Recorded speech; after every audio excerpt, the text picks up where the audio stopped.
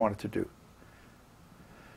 But it looks like really they were just here to cause trouble, or maybe to get information and feed it back to ISKCON or something like that. Who knows? They're not talking to us, so we don't really know. We'll probably never really know.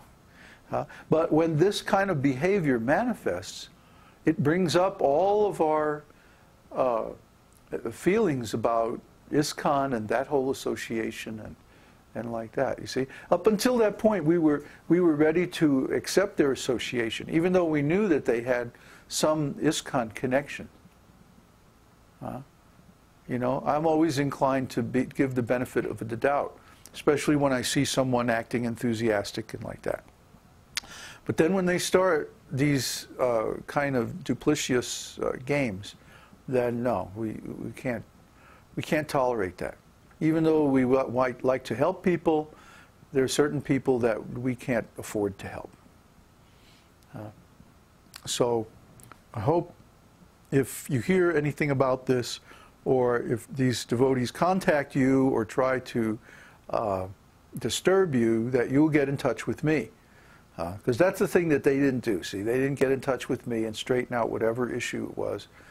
And so that led to serious problems. Communication is the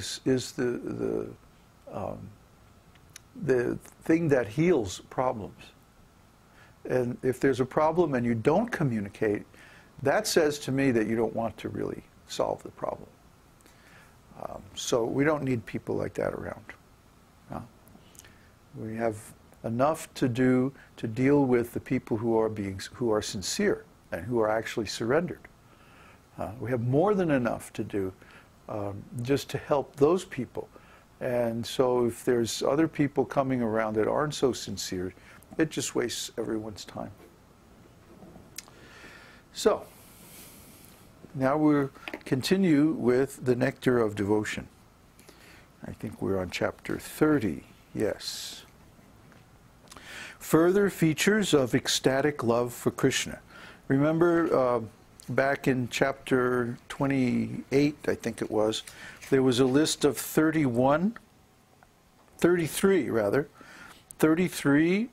vyābhicārī-bhāvas.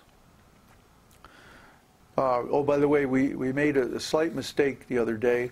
This is the fourth out of the 5 different kinds of bhavas that go to make up rasa. In the beginning of the second wave, let's see, all the way back here in chapter 20, these 5 are discussed. Vibhava, special symptoms or causes of ecstasy. And remember, we talked about vibhava in the form of Krishna's 64 transcendental qualities and the qualities of the devotees. Then anubhava. Anubhava are the subsequent results of these causes of devotional service. So when a devotee is seen to chant, dance, get all excited, do lots of devotional service very enthusiastically, hear about the scriptures and so on, surrender to the spiritual master and like that, we can understand these enthusiastic activities are the result of being attracted. So anubhava means subsequent symptoms of ecstasy. And then sattvika bhava, existential ecstasy. Existential ecstasy means ecstatic symptoms, like tears in the eyes, quivering of the body, faltering of the voice, and so on. Finally, or not finally, but then next there's vyābhicārī-bhāvas, and the vyābhicārī-bhāvas are what we're studying now. So far we've studied, I don't know, up to maybe the first 11 or 12 of them, up through madness.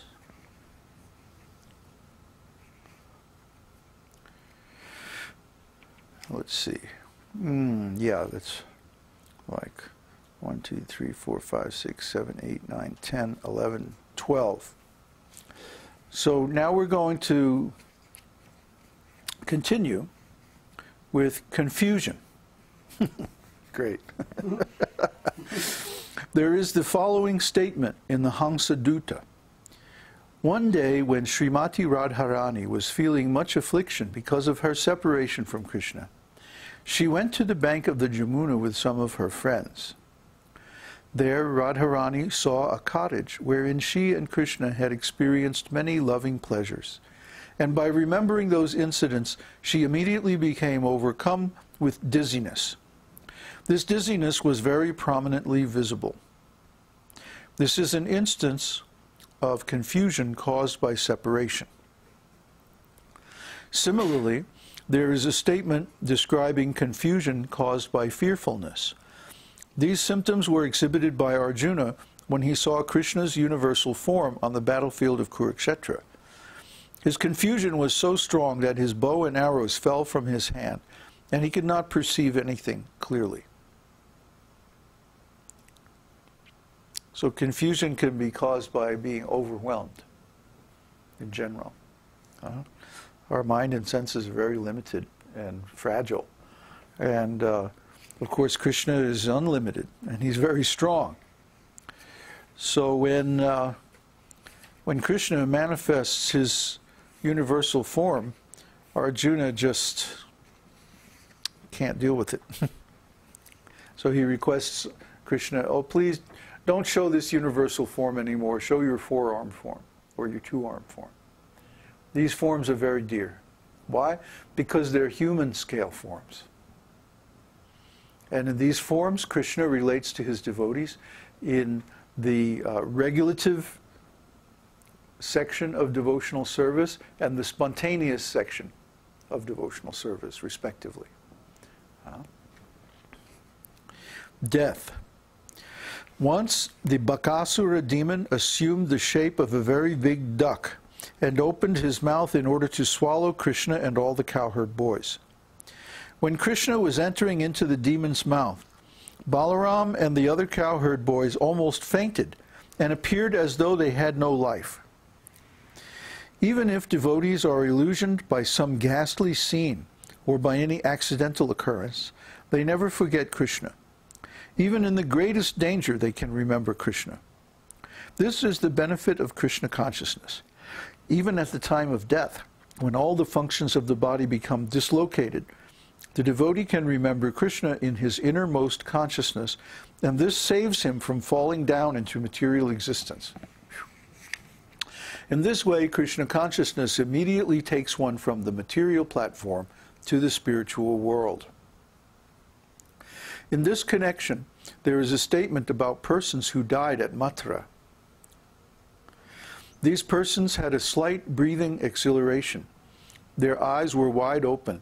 The colors of their bodies were changed, and they began to utter the holy name of Krishna. In this condition, they gave up their material bodies. These symptoms are prior manifestations of death. I think he means slight breathing exhalation. Okay. As we talked often about how this book was a very early product of Srila Prabhupada and his editors, and at that time the editors especially were not very learned or conversant with our philosophy, and there are many mistakes as a result. But it's still a very valuable book. Laziness. When, because of self-satisfaction or dislike of excessive labor, a person does not perform his duty in spite of having the energy, he is called lazy. This laziness also is manifested in ecstatic love of Krishna.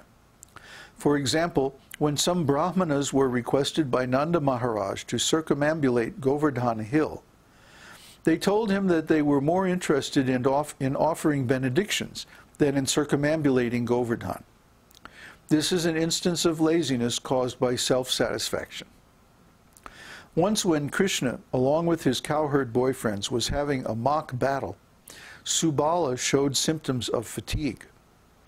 Krishna immediately told his other friends, "Subala is feeling too fatigued from mock fighting with me, so please do not disturb him anymore by inviting him to fight."